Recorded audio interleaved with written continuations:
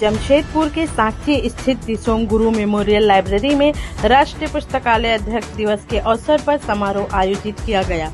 कार्यक्रम की अध्यक्षता नगर उपायुक्त योगेंद्र प्रसाद ने की। उन्होंने कहा कि डिजिटल युग में भी पुस्तकालय ज्ञान, शिक्षा और व्यक्तित्व निर्माण का महत्वपूर्ण केंद्र है। उन्होंने युवाओं और विद्यार्थियों से नियमित रूप से पुस्तकालय आने की, पढ़ने की आदत विकसित करने की अपील की।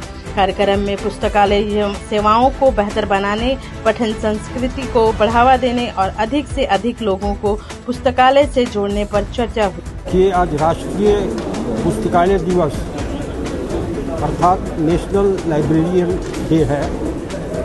ये हम लोग जो है पद्मश्री डॉक्टर S.R. रंगनाथन के जन्म दिवस पर मनाते हैं। रंगनाथन जी जो है एक शिक्षाविद थे और दक्षिण भारत से संबंध रखते थे, लेकिन 1893 में उनका जन्म हुआ और 1972 में उनका निधन हो गया। इन 80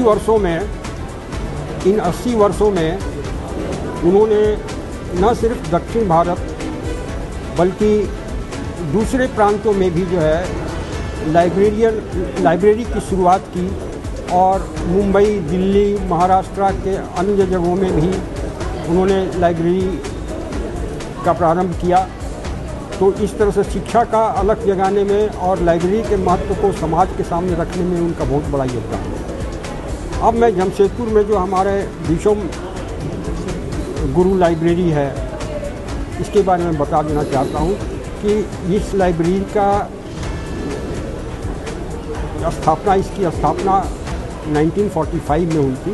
एक छोटे पैमाने पर टाटा स्टील के द्वारा की गई थी और इसमें जो है धीरे धीरे विद्यार्थी आते गए, इसके सदस्य बनते गए लाइब्रेरी के और 1975 तक यहाँ पे जो है लगभग 7,000 विद्यार्थी यहाँ के सदस्य थे। लेकिन लाइब्रेरी बहुत छोटी थी। उसके बाद फिर इसका रख रखाव नहीं हो पाया सही ढंग से, तो धीरे धीरे 95 तक जो है ये लाइब्रेरी बंद हो गई। छतें जर्जर हो गई थी, भवन पुराना पड़ गया था।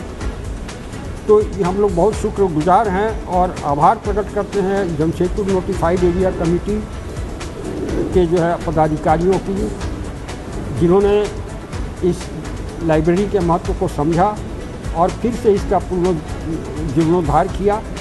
और इसी वर्ष 2026 को 1 अप्रैल को ये जो दिसोम गुरु लाइब्रेरी म्यूनिसिपल लाइब्रेरी का जो प्रारूप आप देख रहे हैं, विशाल, इतना विशाल, ये जनता के सामने आया, जमशेदपुर के जनता के सामने आया। और आज हम लोग खुद देख रहे हैं यहाँ पर कि इसके वाचनालय में, इसके रीडिंग रूम में 120 सदस्यों के बैठने की जगह व्यवस्था है। बिल्कुल पिन ड्रॉप साइलेंस की अवस्था में ये लोग यहाँ पर अध्ययन करते हैं। प्रतियोगी परीक्षाओं के जो छात्र यहाँ पर बैठते हैं, विभिन्न कॉलेजों के लड़के लड़कियाँ आती हैं यहाँ पर, दिन भर अध्ययन करती हैं और यहाँ के पुस्तकालय का फ़ायदा उठाती हैं। अभी फ़िलहाल यहाँ पर 7,000 के लगभग में पुस्तकें हैं। इसको और भी आगे बढ़ाया जाएगा, यहाँ की जो है और भी सुविधाएं बढ़ाई जाएगी। और मुझे धीरे धीरे मुझे लगता है कि हमारा ये दिसोम गुरु म्यूनिसिपल लाइब्रेरी पूरे झारखंड में नंबर 1 लाइब्रेरी हो जाएगी। अब मेरे साथ जो है लाइब्रेरियन यहाँ की आदरणीय मेघा डार्डी जी हैं, असिस्टेंट लाइब्रेरियन अंजना कुमारी जी हैं, इनसे भी मैं चाहूँगा कि मैडम सर ने तो काफ़ी कुछ बताया, पर आप लाइब्रेरियन है तो आपसे सवाल है, इस डिजिटल दौर में जब बच्चे जन्म लेते हैं तो कुछ महीने बाद बिना मोबाइल के खाना नहीं खाते हैं, तो किताब कैसे खाते हैं लाया?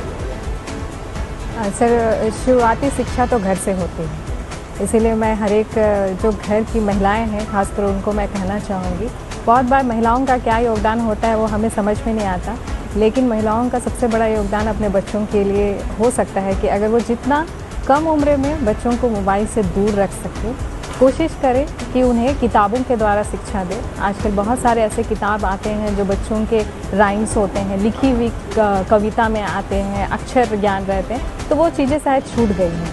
फिर से उन्हें लाने की बहुत ज़रूरी है ताकि बच्चे किताबों से जुड़े रहें। किताबों का ज्ञान जो है वो कभी खाली नहीं जाता है। डिजिटल के समय में हम लोग एक राइम सुने लेकिन शायद तुरंत हम भूल जाएं, लेकिन बचपन में जो कविता हम सीखते हैं वो हमें बुढ़ापे तक वो कविता याद रहती है। तो मैं ऐसा विश्वास करती हूँ कि किताबें अगर संसार में ना हो, अगर सिर्फ डिजिटल ही चीज़ें उपलब्ध रहे तो शायद जीवन जीने का मज़ा ही नहीं रहेगा। किताबों को पढ़ना अपने में एक कला है, तो बच्चों को परिवार से ही ये गुण देना चाहिए कि किताबी शिक्षा ज़्यादा हो। डिजिटल चीज़ें तो हम लोग क्विक में ज़रूर सीख सकते हैं, एक समय निर्धारित हम लोग ज़रूर कर सकते हैं कि बच्चों को उस एज सीमा तक हम लोग मोबाइल से थोड़ा दूर रखें। मेरा नाम मेघा गागी है। इसके लिए मैं कहना चाहूँगी सर कि मोबाइल्स ऐसा नहीं कि किताबों के साथ जुड़ने के साथ आप डिजिटल चीज़ों को भूल जाएं। हमें दोनों को बैलेंस बनाकर चलना पड़ेगा।